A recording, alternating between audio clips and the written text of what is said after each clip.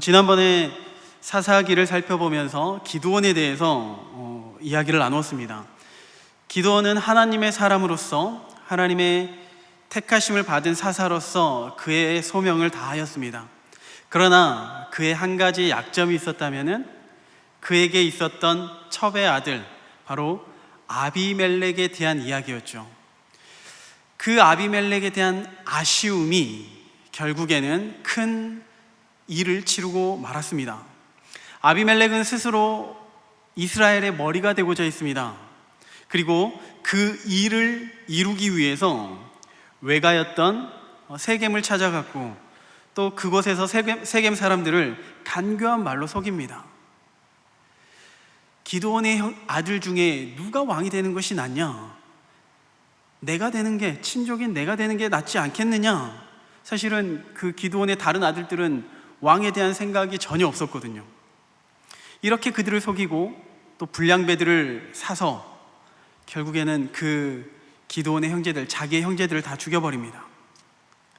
사실 이러한 인간적인 방식들, 이러한 일처리들은 꼭 그 뒤끝이 좋지가 않아요. 당장에는 아비멜렉은 가장 높은 자리에 올라갔죠. 기뻤을 겁니다. 그런데 결과적으로는 가장 비참한 죽음을 맞이하게 됩니다. 도대체 왜 이러한 현상들이 있는 것일까?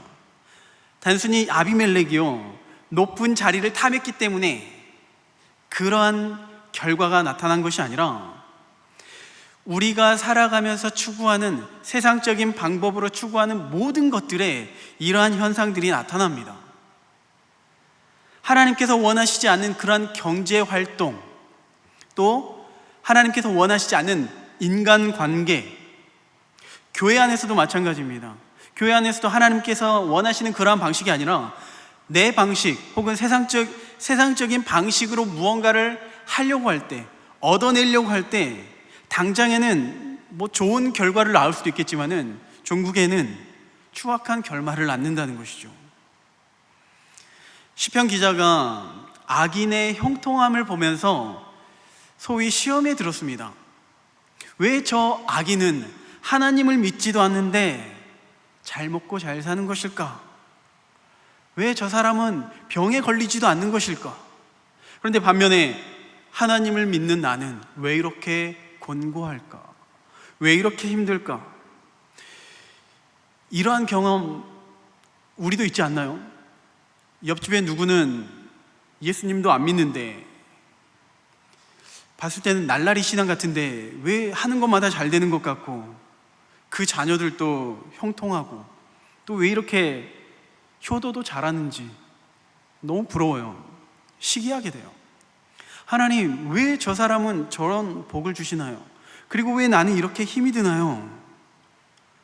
우리만 그런 게 아니라 하나님을 섬겼던 이 시편 기자도 그런 질문을 하나님께 드려요.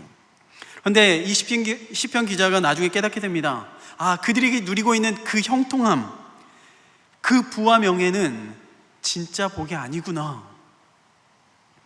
시편 73편 18절에서 19절인데요. 주께서 참으로 그들을 미끄러운 곳에 두시며 파멸에 던지시니 그들이 어찌하여 그리 갑자기 황폐되었는가 놀랄 정도로 그들은 전멸하였나이다. 자, 당장에는 그들이 잘 먹고 잘 사는 것 같지만은 하나님께서 한순간에 그들을 파멸의 길로 이끄신다는 겁니다. 그때와 시기를 우리가 모를 뿐이지 악인은 결코 형통할 수가 없다는 겁니다. 그리고 그 종말은 지옥 형벌이 있다는 것을 우리가 너무나도 잘 알잖아요. 하나님께서 함께 하시지 않는 그 부와 명예는요, 저주입니다. 우리 인생도요, 하나님께서 함께 하시지 않는 그 인생, 내가 많이 가졌고 적었고가 아니라 하나님께서 함께 하시지 않는 인생이 저주받은 인생인 것입니다. 아무리 우리의 겉모습이 화려하고 아름답게 포장되었다 할지라도 그 속에는 생명이 없고 저주만 있을 뿐입니다. 자, 아비멜렉이 왕의 자리에 올라왔지만은 결국 그것은 그에게 저주로 다가오는 것입니다. 그러니 우리의 상황을 한번 돌아볼 때 왜 나에게 이러한 곤고함이 있을까? 왜 나에게 이러한 형편이 있을까? 나의 처한 상황과 환경 때문에 염려하는 것이 아니라요, 지금 내가 그럼에도 불구하고 하나님과 함께 하고 있는가, 하나님의 은혜를 누리면서 살고 있는가, 이것을 염려하시면서 살아야 되는 줄로 믿습니다. 그러한 은혜가 있기를 소망합니다. 이제 이스라엘 백성들은요, 아비멜렉의 죽음 이후에 이제는 사사가 더 이상 존재하지 않죠. 또다시 혼란의 시기를 맞이합니다. 그래서 하나님께서는 또 소사사를 보내주시는데, 그들을 통해서 각각의 23년, 22년 평화의 시대를 맞이합니다. 아주 적은 분량의 사사가 등장하지만은 그들을 통해서 또 평화를 누려요. 자, 그렇다면 이제는 이스라엘 백성들의 입장에서는 정신을 차려야 될 것 같은데요, 지금 한두 번도 아니거든요. 온니엘부터 시작해가지고 지금 몇 번째 사사입니까? 그런데 사사기의 특징, 자꾸 반복되는 이 나선형의 이 사이클이 자꾸만 등장합니다. 역시나 이스라엘 백성들은 또다시 하나님의 목전에서 죄를 범합니다. 그런데 이들의 범죄는요, 이들의 그 사사기의 사이클은 그래도 긍정적인 모습을 기대할 수 있는 것이 아니라 자꾸만 더 하강 구조를 가지고 있어요. 그러니까 이전보다 더 악한 모습으로, 더 추악한 모습으로 타락하고 있어요. 그 모습이 어디에서도 등장하냐면은 사사들의 모습 속에서도 나타납니다. 함께 읽진 않았지만은요, 그 4절에 야일이라는 사사가 등장하는데 그에 대한 짤막한 평가가 나오죠. 4절을 보니까 아들이 30명, 어린 낙이 30을 탔고 성읍 30을 가졌는데 그 성읍은 길르앗 땅에 있어요. 그런데 그곳에 그 성읍의 이름을 본야일이라고 불렀습니다. 그 본야일의 이름의 의미가 뭐냐면요, 봇야일, 야일의 마을이라는 뜻이에요. 그러니까 사사가 지금 부를 축적하고 있죠. 굉장히 지금 부자죠. 자식들도 많고, 나귀를 당시에는 누구나 탈 수 있는 그런 동물이 아니거든요. 성읍을 30개나 가졌어요. 부유할 대로 부를 축적한 것이죠. 그런데 그곳의 이름을 야일의 마을, 나의 마을, 자신의 이름을 따서 그 마을이라고 이름을 지어요. 물론 부를 축적하는 것이 나쁜 것이 아닙니다. 그것에 대해서 나쁘다라고 평가하는 것이 아니라요, 저자는요, 이 지금 사사 야일을 평가하면서 그가 뭐 누구의 압제로부터 이스라엘 구해냈다, 이것에 주목하는 것이 아니라 지금 사사의 가치관이 어떻게 변화되었는지를 설명하고 있는 겁니다. 17절, 18절에 한번 읽어보겠습니다. 그때 암몬 자손이 모여서 길르앗에 진을 쳤으므로 이스라엘 자손도 모여서 미스바에 진을 치고 길르앗 백성과 방백들이 서로 이르되 누가 먼저 나가서 암몬 자손과 싸움을 시작하랴. 그가 길르앗 모든 주민의 머리가 되리라 하니라. 자, 길르앗에 암몬 사람이 쳐들어왔습니다. 자, 그런데 그 길르앗에는 누가 살고 있었냐면은 사사 야일이 봇야일이라는 그 공동체를 만들고 살고 있었어요.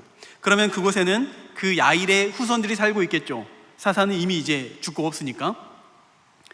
그렇다면은 길르앗 땅에 암몬 자손이, 암몬 사람들이 쳐들어왔다면은 적어도 그 대적들을 방어할 수 있는 어떤 준비를 해야 되지 않을까요?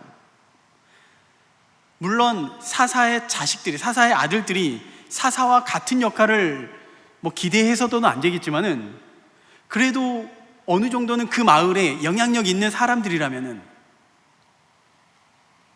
그런데 그런 모습이 나타나지 않고 오히려 우리를 구원해, 우리를 위해서 싸워줄, 전쟁의 용사를 찾고 있습니다. 우리를 위해서 싸워줄 다른 누군가를 찾고 있는 거예요. 자신의 마을에 지금 암몬 사람들이 쳐들어왔음에도 불구하고요. 깨어있지 못한 것이죠. 오히려 부를 축적하느라 자신들이 해야 할 역할들, 신앙을 지켜야 하는 것들을 잊어버리는 그런 모습을 기록하고 있는 것입니다. 사사조차 그의 가치관이 조금씩 변해간다면은, 타락해간다면은 일반 백성들은 뭐 말할 것도 없겠죠. 평화로운 시기에 하나님께 감사하고 찬양하는 것이 아니라 결국에는 또다시 죄를 선택합니다. 그런데 죄를 택하는데 이전과는 다른 스케일이에요. 이전엔 단순히 하나님께 죄를 범했습니다 이렇게 끝났다면은 이제는 본문에서 보니까 온갖 잡신들을 섬기고 있어요. 6절에 이스라엘 자손이 다시 여호와의 목전에 악을 행하여 바알, 아스타롯과 아람의 신들과 시돈의 신들과 모압의 신들과 암몬 자손의 신들과 블레셋 사람들의 신들을 섬기고 여호와를 버리고 그를 섬기지 아니하니라. 자, 여기에 등장하는 여러 지역의 신들이 등장하는데 이게 무엇을 의미하냐면요, 지금 이스라엘 백성들이 그 잡신들을 모을 수 있는 대로 다 모았다는 말이에요. 주변에 있는 신들을 다 모아놓고 그 신들을 섬긴다는 거예요.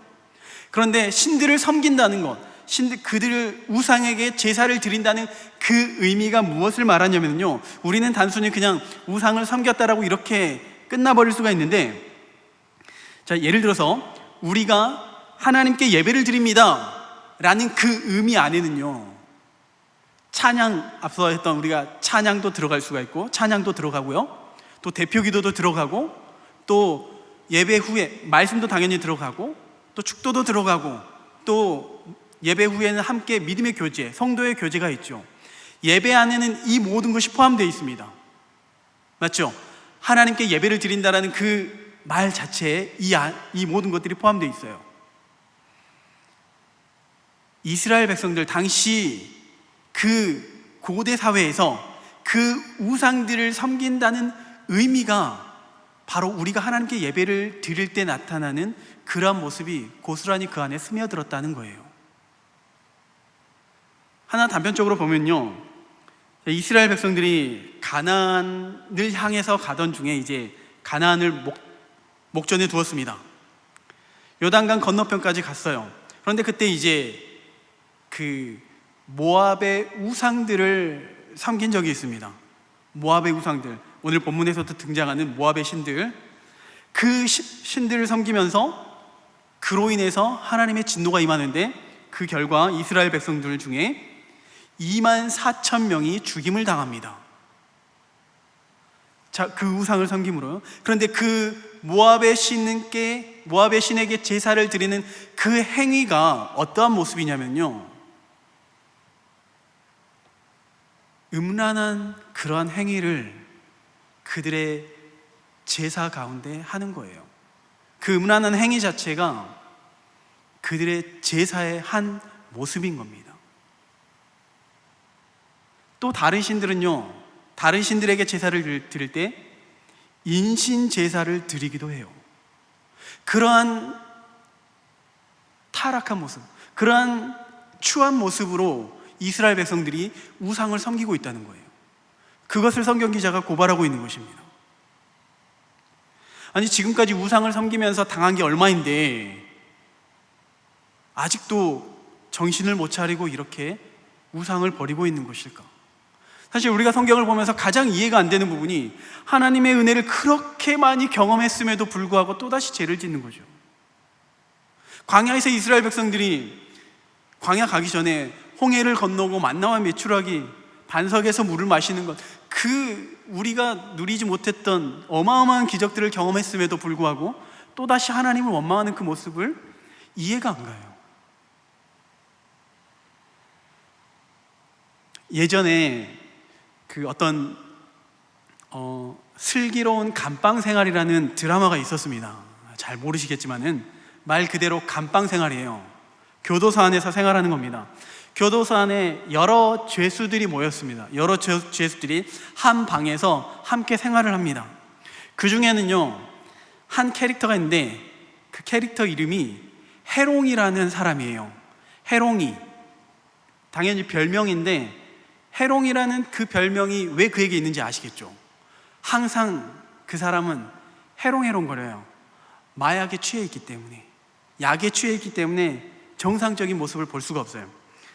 다행히도 그 감옥에 있는 사람들이 서로 갱생하고자 하는 그런 의지가 있었습니다. 그래서 서로를 도와줘요.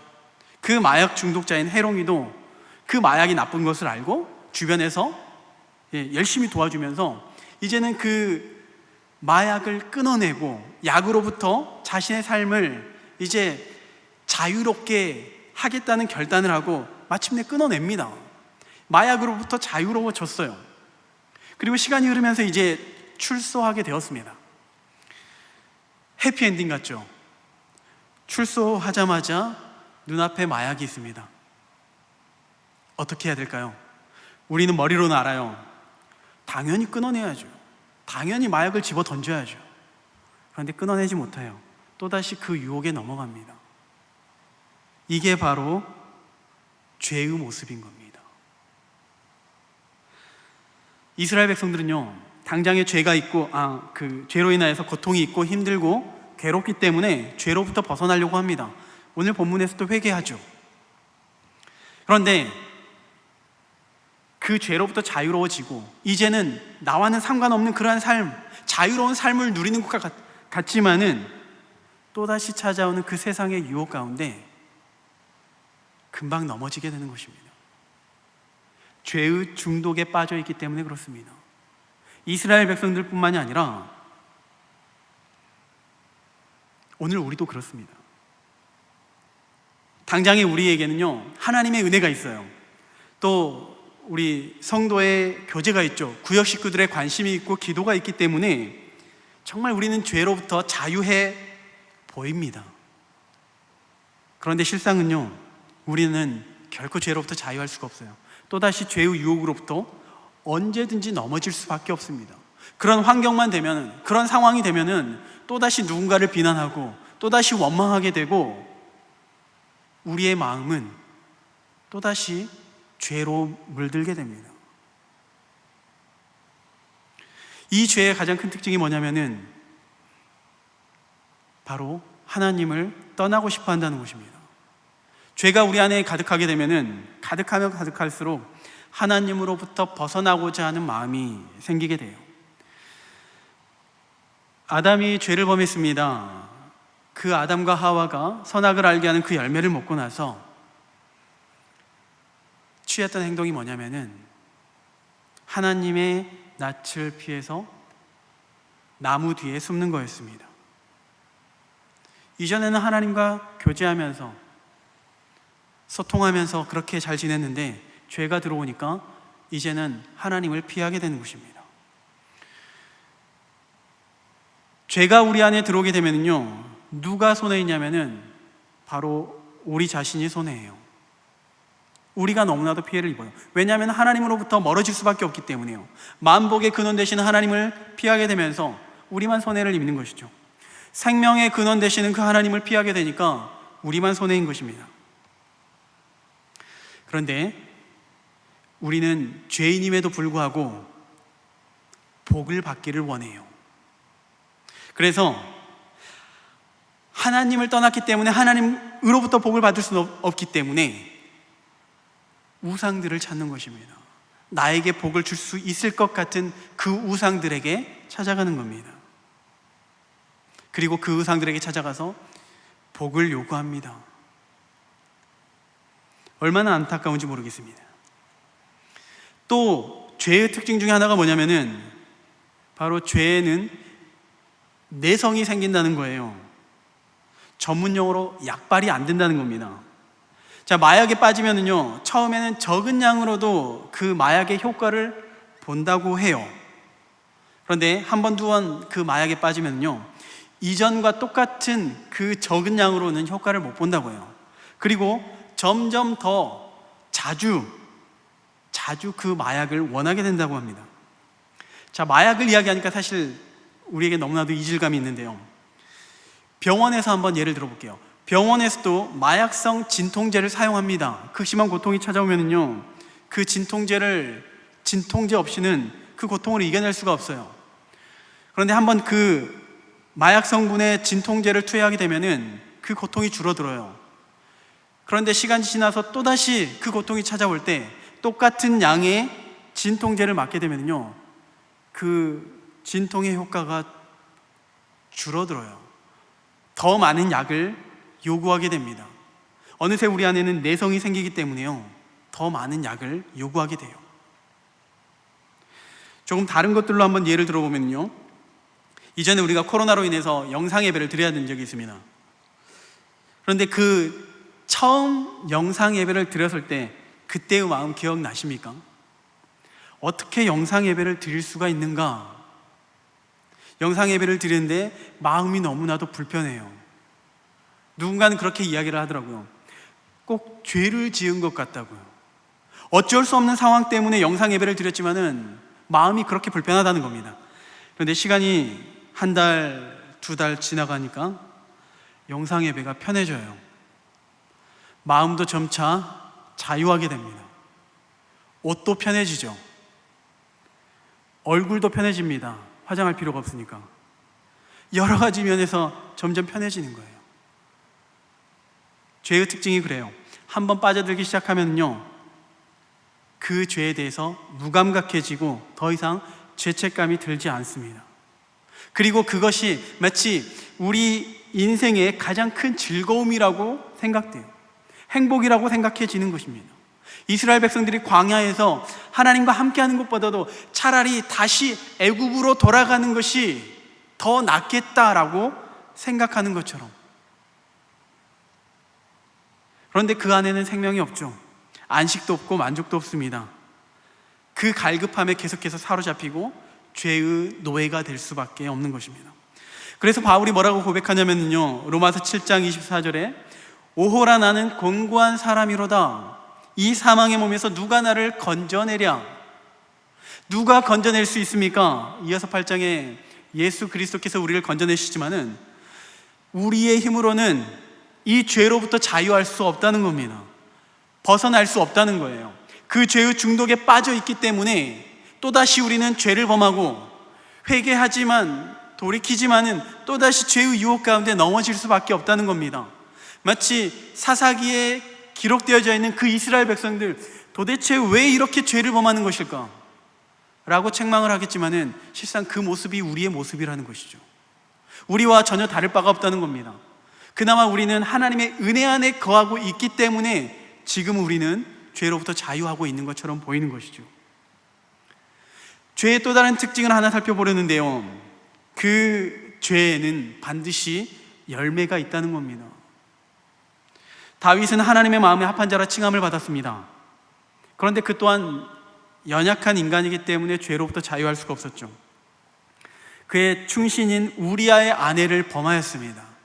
그리고 이 사실을 숨기기 위해서 우리아를 죽이고 맙니다. 완벽한 범죄라고 생각했죠. 근데 하나님께서는 아시고 나단 선지자를 보내주십니다. 그리고 다윗은 자신의 죄를 깨닫죠. 다윗은 역시 우리의 생각처럼 하나님 앞에 회개를 합니다. 하나님 앞에 회개를 하기 때문에 하나님께서는 그러한 다윗에게 용서를 하셨습니다. 용서를 하셨는데, 그런데 하나님께서는 다윗의 아이를 반드시 죽이겠다고 선포하셔요. 회개를 했고 용서를 받았는데 그 죄의 열매인 그 아이는 반드시 죽이겠다라고 선포하셔요. 이 말씀을 들은 다윗은 어떻게 했습니까? 가난한 심령으로 금식하고 하나님 앞에 바짝 엎드렸습니다. 사무엘하 12장 16절 17절입니다. 다윗이 그 아이를 위하여 하나님께 간구하되 다윗이 금식하고 안에 들어가서 밤새도록 땅에 엎드렸으니 그 집의 늙은 자들이 그 곁에 서서 다윗을 땅에서 일으키려 하되 왕이 듣지 아니하고 그들과 더불어 먹지 아니하더라. 얼마나 철저하게 하나님 앞에 무릎 꿇고 회개하고 있는 모습입니까? 그 아이를 위해서요. 그런데 결과는 어떻습니까? 그 아이는 죽습니다. 다윗이라 할지라도요, 그 다윗이 지은 죄의 결과, 그 죄의 열매는 먹어야만 했던 것입니다. 실상 이 점을 가장 잘 보여주는 대목이 있어요. 바로 예수님의 십자가요. 물론 예수님은 죄가 없으십니다. 그런데 예수님께서 십자가에서 죽으셔야만 했던 그 이유가 무엇이냐면 바로 우리의 죄를 짊어지었기 때문이에요. 우리의 죄를 짊어지었기 때문에 반드시 죽으셔야만 했던 거예요. 하나님의 아들이기 때문에, 그가 하나님이시기 때문에 그냥 얼렁뚱땅 넘어가는 것이 아니라요, 우리의 죄값을 지불하셔야만 했던 것입니다. 예수님의 죽으심으로요. 죄의 열매는 반드시 먹는다는 것입니다. 다시 본문으로 돌아가면 이스라엘 백성들이 하나님 앞에 회개합니다. 그럼에도 불구하고 그들의 죄값을 피할 수가 없죠.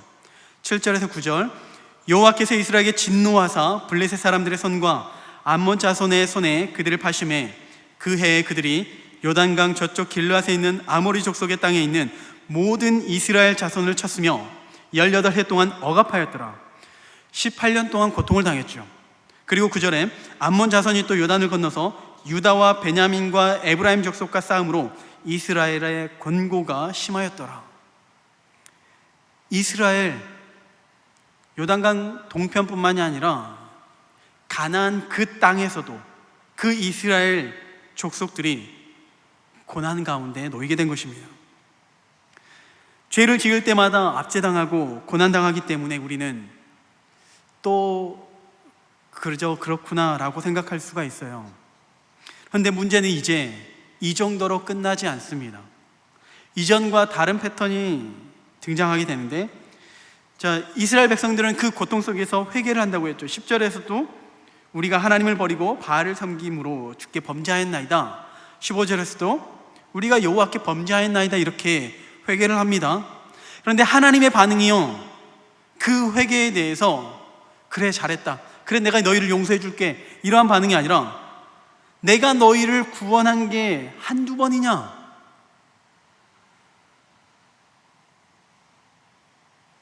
그럼에도 불구하고 나를 버려놓고서 이제 와서 또다시 나에게 구해달라고? 이렇게 화를 내세요. 14절에 볼까요? 가서 너희가 택한 신들에게 부르짖어 너희의 환난 때에 그들이 너희를 구원하게 하라 하신지라. 너희가 택한 신에게 너희의 환난 때에 너희를 구원하게 해라. 하나님은 지금 분노하고 계시죠. 그리고 이스라엘 백성들과 선을 긋습니다. 나는 더 이상 너희와 상관하지 않겠다. 13절에 내가 다시는 너희를 구원하지 않겠다라는 이 말씀이 얼마나 심각하냐면은 단순히 그냥 이번에 너희를 구원해 주지 않을 거야, 이게 아니라 너희와 상관하지 않겠다, 더 이상 함께하지 않겠다, 너희와 맺은 언약을 깨트리겠다라는 그런 말씀인 거예요. 우리 인간에게 있어서 가장 큰 형벌은 뭐냐면요, 지금 서울 경기 지역에 참 홍수로 인해서 여러 가지 비 피해를 당하고 있는데요, 정말 많은 말할 수 없는 고통이죠. 코로나로 인해서 참 많은 어려움이 있었습니다. 또 우크라이나 전쟁 때문에 많은 고통이 있습니다.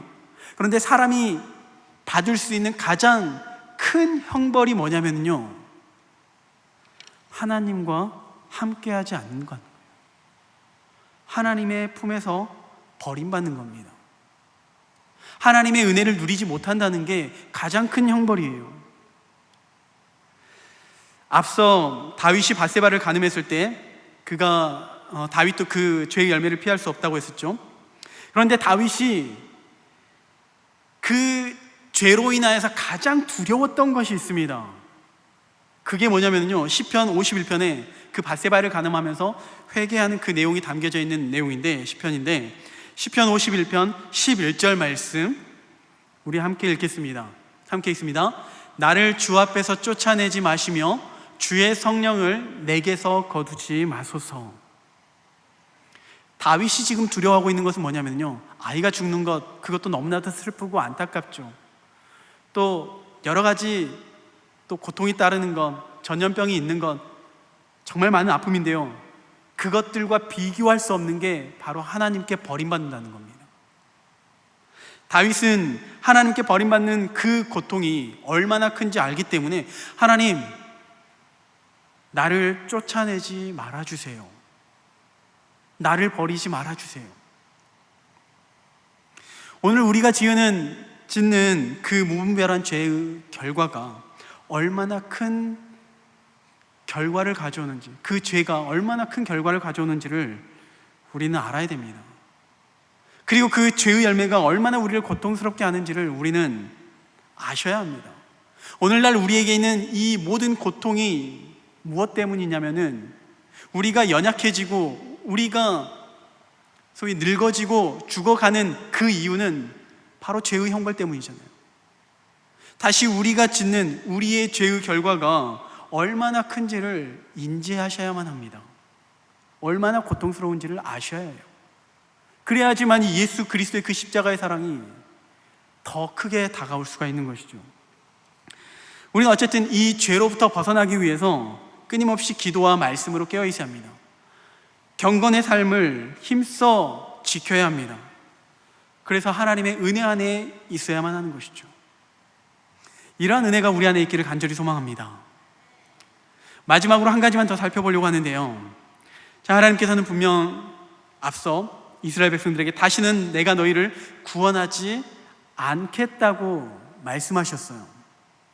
그런데 또 결과적으로는 또 이제 사사 입다를 통하여서 또 구원을 해 주시잖아요. 여러 번 우리가 봤잖아요. 하나님께서 진노하시지만은, 심판하시지만 또다시 구원해 주시는 그 모습. 그런데 우리는 그 하나님의 구원이요, 우리의 회개에 있다고 생각해요.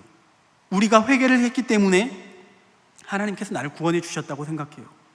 이스라엘 백성들 오늘 또 그 이전과는 좀 더 다른 진정성이 느껴지는 그런 회개의 모습이 등장하잖아요. 그리고 회개의 모습을 통해서 하나님께서 구원하시는구나 라고 생각해 줄 수가 있는데요. 네, 하나님의 구원은 이스라엘 백성들의 회개 때문이 아니에요. 오히려 그 회개가 완벽한 회개가 아닌 것을 잘 알죠. 또다시 죄를 범하고 또다시 죄를 범하기 때문에 그 회개가 거짓 회개라는 것도 알아요. 16절 말씀을 보겠습니다.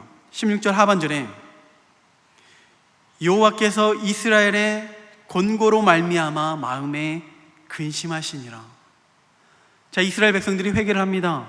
그 회개 때문에 하나님께서 이스라엘 백성들을 불쌍히 여기시고 그들을 구원해 주신 것이 아니라 무엇 때문이냐면은 여호와께서 이스라엘의 곤고로 말미암아, 이스라엘 백성들이 그 이방 사람들에 의해서 압제를 당하고 고통을 당하고 있는 그 모습,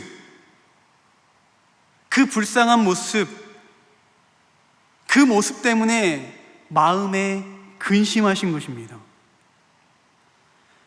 분명 다시는 구원하시지 않겠다라고 선포하셨지만은 자식의 고통을 그냥 바라보고 있을 부모가 어디에 있겠습니까? 자식보다 오히려 더 부모의 심정은 찢어지는 것이죠. 마찬가지로 우리의 구원은요, 우리의 회개 때문에 있는 것이 아니에요. 우리의 회개의 모습과 우리의 경건의 삶 때문에 하나님께서 우리를 구원하신 것이 아니라 애초에 우리가 죄인 되었을 때, 이미 우리가 죄인일 때 하나님께서 우리를 위해서 독생자를 보내주셨다는 겁니다. 그러면 오늘 본문에서 무엇을 우리에게 이야기를 하고 있냐면요, 우리는 이렇게 죄를 짓더라도 회개를 해야 됩니다, 이것을 지금 이야기하고 있는 것이 아니라 하나님이 그럼에도 불구하고 우리를 이렇게 사랑하신다, 우리가 죄를 지었고 하나님께서 정말 치가 떨릴 정도로 피하고 싶고 외면하고 싶지만은 그럼에도 불구하고 우리를 이처럼 사랑하신다는 것을 말씀하고 있는 것입니다. 또다시 우리가 하나님 앞에 죄를 범하지만, 또 하나님께 등을 돌리면서 하나님 앞에 손가락질하지만은 그럼에도 불구하고 하나님께서는 우리를 이만큼 사랑하신다는 것을 말씀하고 있습니다. 오늘 우리가 하나님 앞에 예배를 드리고 하나님께 감사하며 하나님 앞에 찬양을 드릴 수 있는 그 근거가 무엇입니까? 하나님이 우리를 사랑하시기 때문이에요. 하나님께서 우리를 먼저 사랑하시기 때문에 우리가 구원받은 백성이 될 수가 있었고 하나님의 은혜 안에 있을 수가 있었던 것입니다. 오늘 다시 한번 이 말씀을 통해서 우리의 삶을 점검해 봤으면 좋겠습니다. 그 하나님의 사랑을 다시 한번 생각해 봤으면 좋겠습니다. 나를 위해서 고난 가운데 계시는 그 예수님의 십자가의 사랑, 독생자 아들을 십자가에 내어주시기까지 우리를 사랑하신 그 하나님의 사랑을 다시 한번 우리의 가슴 속에 새길 수 있기를 소망합니다. 그래서 우리의 삶이 조금 피곤하고 권고하고 덥고 짜증나는 일이 있더라도 그 하나님의 사랑 때문에 감사하며 그 하나님의 사랑 때문에 다시 일어서며 하나님께 영광 돌릴 수 있는 그런 저와 여러분이 될 수 있기를 간절히 소망합니다. 기도하겠습니다.